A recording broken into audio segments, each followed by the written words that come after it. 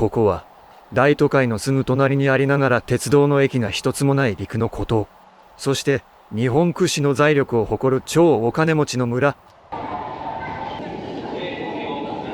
今回はこの巨大都市名古屋の隣にありながら鉄道の駅が一切ないという不思議な陸の孤島に向かいます。はい、早速移動を開始します。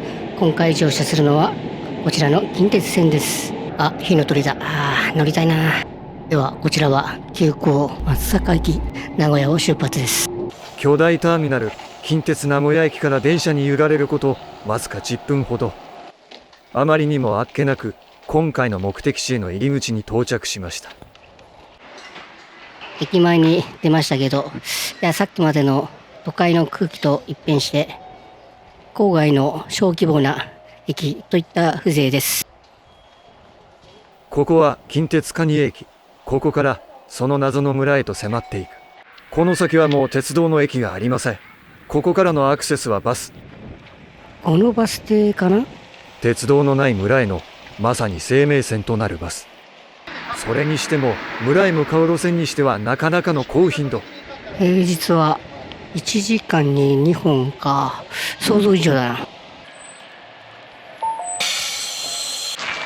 バスがやってきたのでこちらのバスに乗車します。バスはゆっくりと近鉄蟹江駅を出発。未知なる村へと向かいます。いよいよ目的地の飛島村に入ります。車窓から見える景色は駅から離れたどこにでもある普通の静かな農村の風景。やがて景色は少し変わり農地と住宅が入り混じる風景。この辺りが村の中心部だろうか。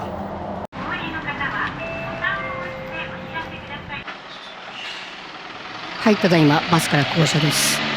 ちょうど名古屋駅を出発してから1時間です。バスから降車。やってきたのはこちら飛島村役場。そう、ここが巨大都市名古屋市のすぐ隣にありながら駅が一つもない村、飛島村の中心です。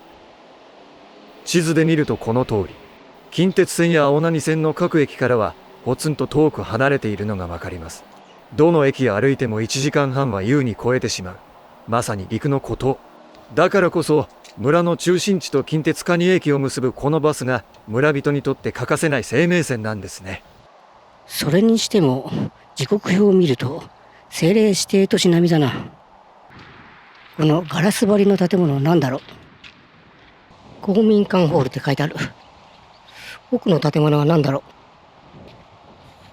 この建物がどうやら村役場の建物ようです。なかなか立派な施設群です。飛島村の現在の人口はおよそ4800人。この規模に対してこの立派な施設群、そして施設だけではなく子どもの医療費や給食費の無償化、学生の海外研修旅行の全額補助など豊かな財源を活用し村民に対して手厚い還元が行われています。大都会のすぐ隣でなぜ合併もせずに村のままなのか、そしてなぜここが日本一お金持ちの村なのか。こうやって上から見ても周辺はやはり広大な農地なんですね。実はこの飛島村、もともとは陸地ではありませんでした。江戸時代から明治にかけて浅い海だった場所を人の手で干拓して作られた、いわば海から生まれた村。襲い来る台風や水害と戦いながらのこの大地を切り開いてたこののどかな田園風景は先人たちの途方もない苦労と血と汗の結晶なんです。なるほど、歴史と苦労が詰まった田園地帯なんですね。でもそれだけじゃ財政力指数全国1位の理由は分かりません。ここから先はその秘密がはっきりと分かる場所へ移動して確かめてみましょう。周辺は全然車通ってないな。道路案内板が見えてきた。国道23号名音か。名刺バイパス、通称名刺国道。愛知県名古屋市から三重県四日市市を結ぶこのバイパスはただの大きな道ではありません。日本の高度経済成長期、世界へと飛躍した中京工業地帯の爆発的な発展を根底から支え続けたまさに物流の超大動脈。そしてこの巨大な動脈が通る飛島村の南側にこそ日本一裕福な村の秘密が隠されているんです。バイパス付近も住宅街になってんだな。バス停この辺なんだけど、もうちょっと先かな。少し先の方にニトリの配送センターが見えました。あった。これか。乗り合いタクシー、なんか違うな。この駐車場のところかな。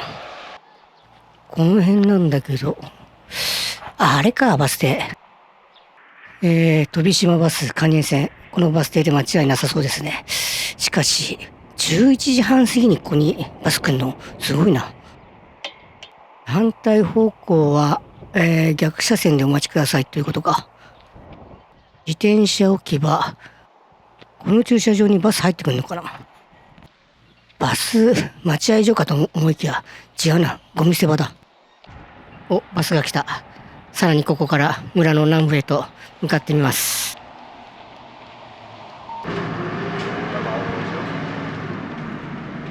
のどかな農村風景を抜けてバスは一路南へ。車窓の雰囲気が先ほどとは少しずつ変わってきました。沿道に大型トラックやコンテナトレーラーがずらりと駐車しています。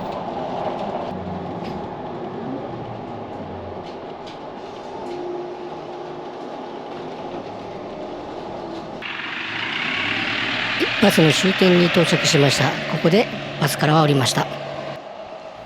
バス停名は公民館分館と書いてあります。乗ってきた蟹江線の他にこの名高線の2つの系統が発着しているみたいです。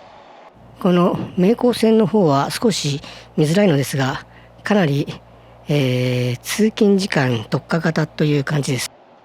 この名高線は名古屋市内の青波線の駅や名古屋港エリアとこの場所をダイレクトに結んでいる。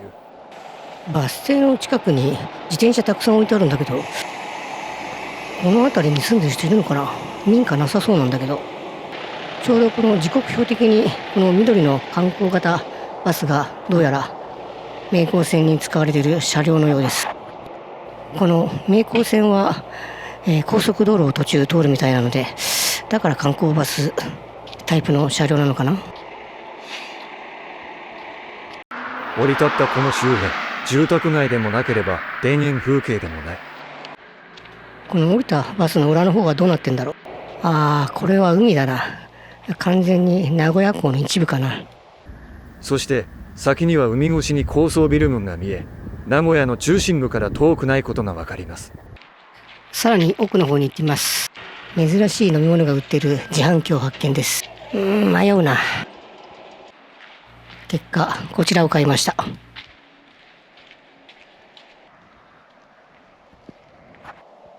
歩き始めて10分ほどです。この辺りはもう物流の施設が固まってますね。実はこの飛島村、江戸時代からの神殿開発で生まれた北側ののどかな農村と、昭和以降に海を埋め立てて作られた南側の巨大な臨海工業地帯とで、景色が完全に真っ二つに分断されているんです。ここは三菱重工の航空宇宙システム製作所。日本のロケットとかここで作ってんのかな。三菱重工の前にもバス停がありました。ここは名高線。なるほど。この名高線っていうのはこの辺りの工業地帯を循環してんのか。さらには三菱重工の航空宇宙システム製作所、日本の宇宙産業を支える施設です。そして頭上を横切るのは伊勢湾岸自動車道、名四国道とともに飛島埠頭の物流ネットワークを支えています。さらに進むと巨大なコンテナターミナル地帯にやってきました。飛島埠頭北コンテナターミナルと書いてあります。コンテナの積みが行われてますね。いやー、連休中にもかかわらずありがとうございます。船からコンテナを積み下ろすための巨大なガントリークレーンが並んで大活躍してます。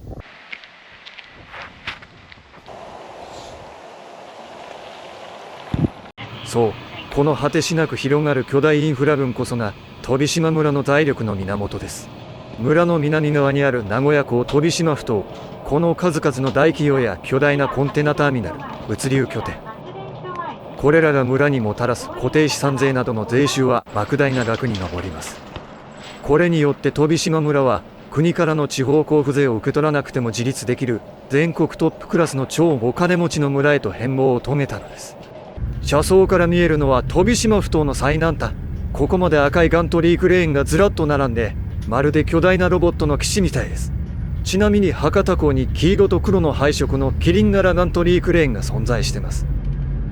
大都会のすぐ隣にある駅が一つもない謎の村。海を干拓して作り上げた北部ののどかな農村地帯、そして昭和の終わりに海を埋め立てて誕生した南部の巨大な臨海工業地帯。この2つの顔を持つ飛島村は全く別の空間が同居する奇跡のような場所でした。鉄道はいらないが道路と港が生命線。日本一の財力を支えているのは国家レベルの経済活動を根底で支えるこの物流特化型という最強の構造。大都会の隣であえてどこにも合併せずに村のままであり続ける理由。この圧倒的なスケールを見せつけられたらもう納得するしかありません。